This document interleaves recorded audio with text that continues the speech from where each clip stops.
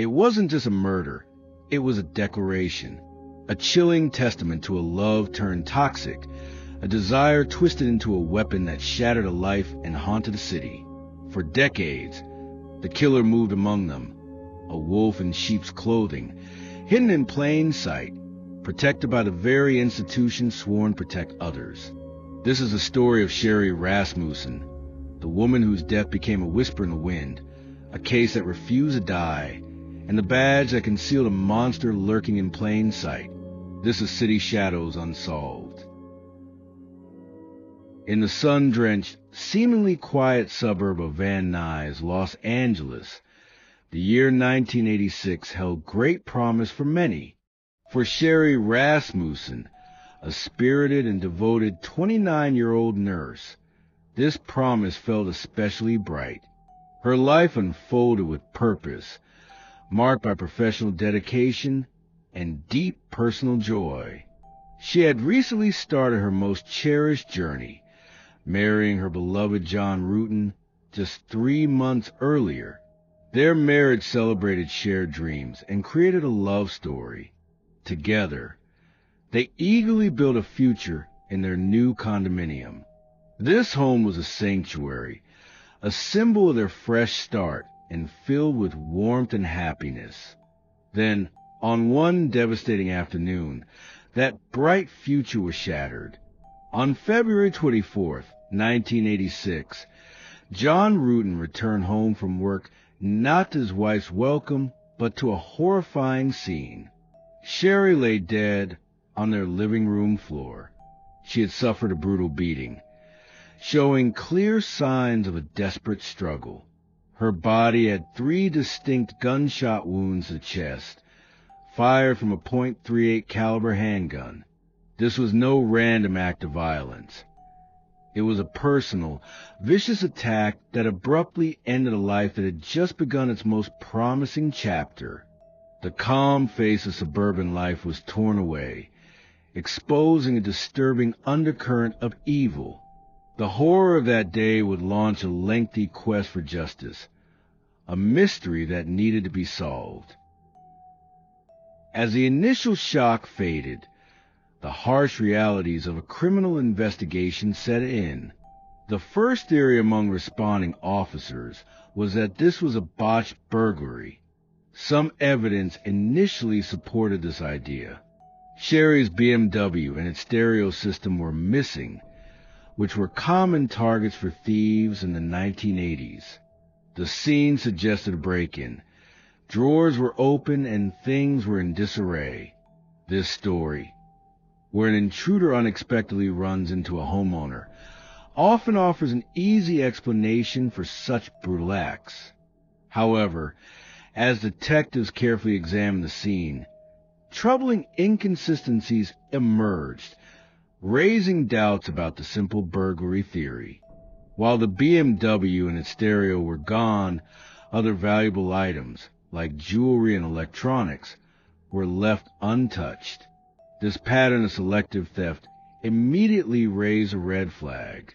A burglar, especially one who used violence, would usually take as much as possible. The specific items that were missing felt too chosen, too deliberate to be random. Moreover, the violence of the attack didn't fit the usual burglary pattern. Sherri had serious defensive wounds, clear signs of fierce struggle. This indicated personal aggression from her attacker, showing more intent than just escaping. 3 shots from a .38 caliber handgun indicated an intention to kill, not just to control. The more the evidence was examined, the less the botched burglary explanation made sense. These early inconsistencies hinted at a motive that went beyond just stealing, challenging the initial assumptions. Amid the deep sorrow that followed Sherri's brutal murder, her family, especially her devoted father, Nels Rasmussen, struggled with a disturbing suspicion. Their gut feelings, fueled by troubling events leading up to the tragedy, clashed sharply with the official explanation. They firmly believed that the investigation should focus on one individual, Stephanie Lazarus. This name deeply unsettled the Rasmussen family. Stephanie Lazarus was not just an acquaintance. She was a Los Angeles Police Department officer, someone meant to uphold justice. More personally, she was John Rutan's ex-girlfriend, whose lingering influence overshadowed Sherri and John's new marriage. Lazarus and John had a long, on-again, off-again relationship for years, long before John met Sherri. This past, although seemingly over, still held a powerful grip on Lazarus. Even after John became engaged to Sherri, publicly committing to another woman, Stephanie Lazarus's pursuit of him did not stop. It grew into a relentless, uncomfortable obsession. She often showed up at John's home uninvited, leaving notes that revealed her lasting feelings, deep unhappiness, and her struggle to accept his future with Sherri. These were persistent, almost desperate attempts to reclaim a past John had clearly moved on from. Lazarus's actions were not limited to John. She reportedly confronted Sherri directly. Though the details remained private, they instilled a great deal of fear in the new bride. There were even claims that Lazarus threatened Sherri. Given that she was a police officer, this added an especially chilling weight to the allegations. The psychological pressure Sherri must have faced, knowing an ex-lover and officer was fixated on their relationship, is hard to understand. Weeks before her death, Lazarus was seen at the hospital where Sherri worked, seemingly there to watch her. Sherri, sensing this growing dread, had shared an important premonition with her father. If anything happened to her, Stephanie Lazarus would be to blame. Armed with this alarming information, and Sherri's crucial feeling, the Rasmussen family expressed their serious concerns directly to the LAPD detectives working on Sherri's murder case. They shared what they thought was more than just a suspicion. They had a critical lead pointing to a specific person. However, their warnings largely went unheeded. The LAPD seemed committed to the initial theory of a botched burglary, or perhaps were reluctant to suspect one of their own in such a violent crime. They shifted their focus elsewhere. The important connections leading to Lazarus, a police officer with a known history of obsession, were sadly overlooked. The family's requests for a closer look at Lazarus were ignored and faded into the bureaucratic processes of an investigation that was already complicated. This choice, or lack of one, would have deep and lasting effects. As the initial leads faded and with no other solid suspects being pursued, the investigation came to a standstill.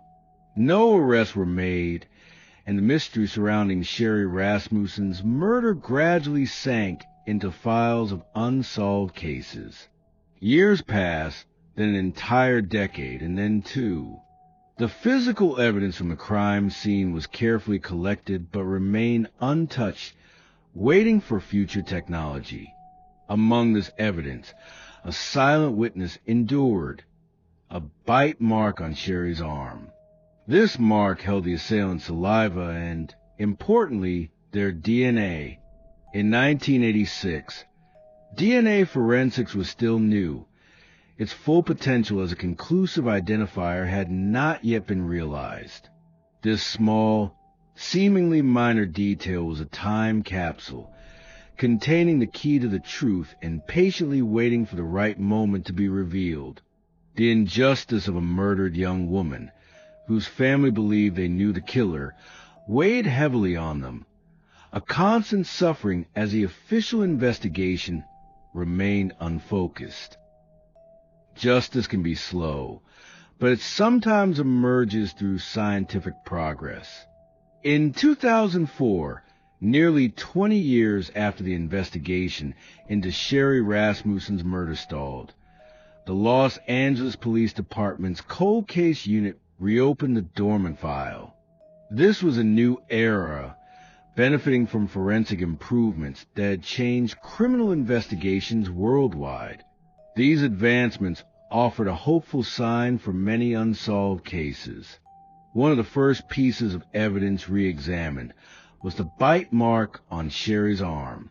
In the mid-1980s, DNA technology was not advanced enough to fully use the biological material present. By 2004, however, the science had evolved significantly. Forensic scientists successfully extracted a viable DNA sample from the saliva found in that bite mark. The genetic profile obtained was clear and conclusive. It revealed immediately and powerfully that the assailant was definitely female. This evidence changed the entire direction of the investigation, ruling out many previous assumptions and sharpening the focus of the inquiry. The search for a male intruder that had dominated the initial investigation was now completely outdated. The truth was starting to surface, piece by painful piece, after decades of silence. This important genetic identifier directed detectives toward a very specific lead, bringing back the long-ignored suspicions of the Rasmussen family into sharp focus. The question of who could commit such a brutal crime now had a new, chilling answer: a woman. This breakthrough sparked a renewed determination within the cold case unit, putting them on a path to an astonishing revelation. The long-held evidence, once seen as a mere detail, had transformed into the voice of the victim, demanding to be heard across time. With the DNA evidence definitively pointing to a female assailant, the cold case detectives returned to the names and suspicions from the original investigation. The long-dismissed accusations from the Rasmussen family concerning Stephanie Lazarus now returned with profound and unsettling relevance. But the challenge remained: how do you obtain a DNA sample from a high-ranking veteran police officer without alerting her to a revived investigation, potentially compromising the entire case? The stakes were incredibly high. A carefully orchestrated, covert operation became necessary. In 2009, detectives discreetly initiated surveillance on Stephanie Lazarus. She was by then a decorated LAPD detective assigned to the department's specialized art theft unit, a respected and integral part of the force. The objective was to acquire a DNA sample without her knowledge or consent, a method common in such sensitive investigations. The opportunity arose when Lazarus discarded a coffee cup. This seemingly innocuous item, a routine piece of trash, contained the vital biological material they needed. The saliva on the cup provided a clean, conclusive DNA sample from Lazarus, secured without incident. The moment of truth arrived. The DNA profile meticulously extracted from a bite mark found on Sherri Rasmussen's arm, preserved for 23 years, was meticulously compared against the newly acquired DNA sample from Stephanie Lazarus. The results were absolute and devastatingly clear. It was an undeniable, conclusive match. The forensic evidence had spoken, identifying Sherri's killer with chilling precision. The perpetrator was not a random intruder, but someone whose name had been uttered with fear and suspicion decades earlier, a person who walked freely and even in a position of authority for over 2 decades. The silence of the cold case was irrevocably broken by the irrefutable truth of science. The long road to justice, though arduous, had found its definitive turn. On June 5, 2009, 23 agonizing years after Sherri Rasmussen's life was abruptly stolen, the truth finally surfaced, breaking through decades of silence and unanswered questions. Stephanie Lazarus, a long-serving and highly regarded LAPD detective, then assigned to the department's specialized art theft unit, was taken into custody. She was arrested for the murder of Sherri Rasmussen. The news was not just a local headline. It sent immediate shockwaves that resonated across the city of Los Angeles and quickly spread nationwide. A veteran police officer, a figure whose career was built on a foundation of law and order, someone sworn to protect the public, was now accused of a brutal, cold-blooded killing. The revelation was deeply unsettling, challenging the very notion of trust and authority. For Sherri's family, who had endured over 2 decades of grief and unanswered questions, this moment was a complex mix of emotions. It brought a profound sense of vindication, a confirmation of the truth they had always sensed and tirelessly fought for, yet had been tragically ignored by the very institution meant to serve them. The long-sought justice was finally within reach, but the weight of the years, the immense suffering remained. The betrayal of public trust was immense, compounding the already unbearable grief and frustration. The image of a police officer, someone who had served with distinction, now standing accused of such a heinous crime, was difficult for the public and her colleagues to reconcile.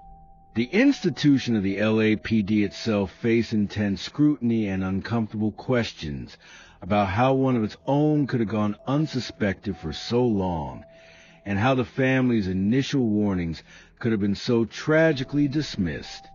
The arrest was not merely a procedural step. It was a powerful public confrontation with a long-hidden truth, forcing a reckoning with both the past and the integrity of justice itself. The trial of Stephanie Lazarus commenced in 2012, drawing intense public and media scrutiny. Prosecutors meticulously constructed their case, painting a chilling portrait of a woman driven by an all-consuming fixation and a deep, possessive jealousy. They detailed Lazarus's persistent pursuit of John Rutan, her refusal to accept his marriage to Sherri, her documented appearances near Sherri's workplace, and most powerfully, the indisputable DNA evidence that linked her directly to the crime scene. They argued that Lazarus, fueled by her desperate obsession, planned and carried out the brutal murder. The defense, while attempting to sow doubt regarding DNA contamination or the possibility of another assailant, struggled against the overwhelming weight of the prosecution's evidence. The scientific breakthroughs in forensic analysis, particularly the conclusive DNA match, proved to be insurmountable. On March 8, 2012, more than a quarter century after the initial crime, a jury delivered its verdict. Stephanie Lazarus was found guilty of first-degree murder. She was subsequently sentenced to 27 years to life in prison. The conviction brought a profound measure of closure and justice to Sherri Rasmussen's family, finally closing a wound that had festered for decades. The case stands as a powerful testament to how cold case units, empowered by modern forensic technology, can break through years of silence and hold perpetrators accountable, no matter how much time has passed or who the perpetrator might be. Yet, the legacy of this case also casts a long, uncomfortable shadow. It compels us to confront difficult inquiries. Why were the Rasmussen family's warnings, so prescient and so clearly articulated, so readily dismissed by the LAPD in 1986?